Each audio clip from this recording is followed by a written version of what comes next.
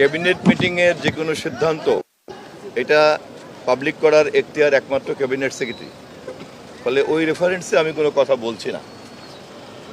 আর এমনিতে আমাদের স্বাভাবিক মিটিংয়ে আগামী 12 তারিখে জাতীয় সংসদের প্রথম অধিবেশন বসতে যাচ্ছে এবং প্রথম অধিবেশনে সরকারি দল হিসাবে, সরকার হিসাবে আমাদের যে সমস্ত সংশ্লিষ্টতা আছে সেই সব বিষয়ে মন্ত্রিপরিষদ একটা প্রস্তুতি গ্রহণ করেছে।